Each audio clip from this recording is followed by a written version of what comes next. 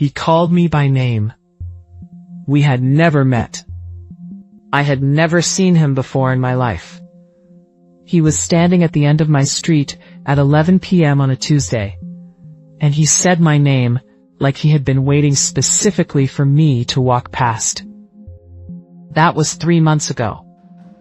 What happened over the next 3 months, and what finally made him stop, is the reason I no longer walk anywhere after dark without praying first.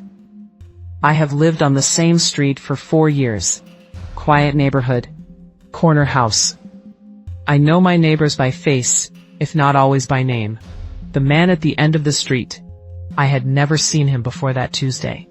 He was standing under the last streetlight. Just standing, watching people walk past. When I reached him, he turned, looked directly at me, and said my name.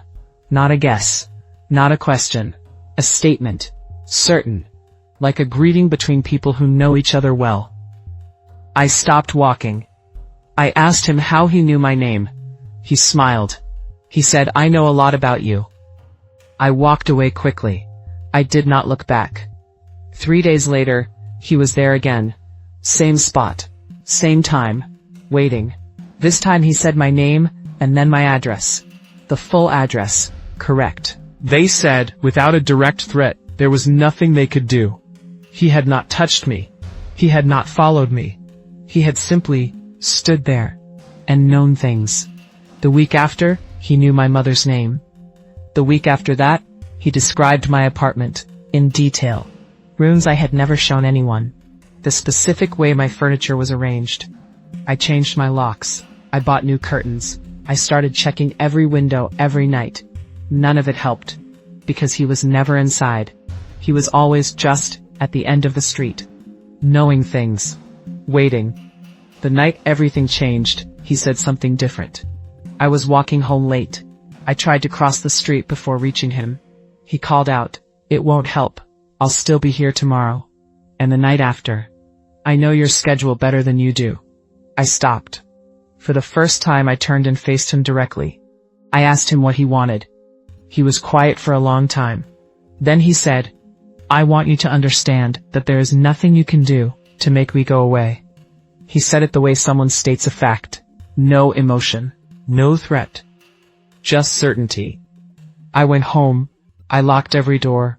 I sat on my kitchen floor, and I did something I had not done in years. I prayed.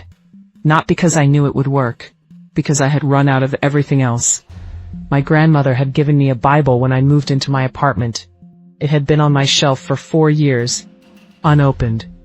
That night I got it down. I opened it to Psalm 91 because it was the only verse I remembered from childhood, and I read it out loud, sitting on my kitchen floor, at midnight, to an apartment that felt like something was pressing against every wall from outside. He who dwells in the shelter of the Most High will rest in the shadow of the Almighty. I will say of the Lord, He is my refuge and my fortress, my God, in whom I trust. I read it to the end, then again, then a third time. The pressing feeling stopped. The next evening I walked home the same route. He was not at the end of the street. I thought it was coincidence. He was not there the night after, or the night after that. 3 weeks passed. I saw him once more, on the other side of the street, watching from a distance. He did not call out. He did not say my name. He simply watched, and then walked away. I have not seen him since. I know what stopped him. I still walk that street every day. I read Psalm 91 every morning now, before I leave the house, before the day starts, before anything that might be standing at the end of any street has a chance to think I am walking alone. I am not walking alone. I have not walked alone since that night on my kitchen floor. The man at the end of my street knew my name, my address, my schedule, my mother's name, the inside of my apartment. He knew everything about me except one thing, what walks with me. And the night he finally understood that, he walked away. He called me by name the first night we met. He has not said it since. The man at the end of my street knew things he should not know. What he did not know saved me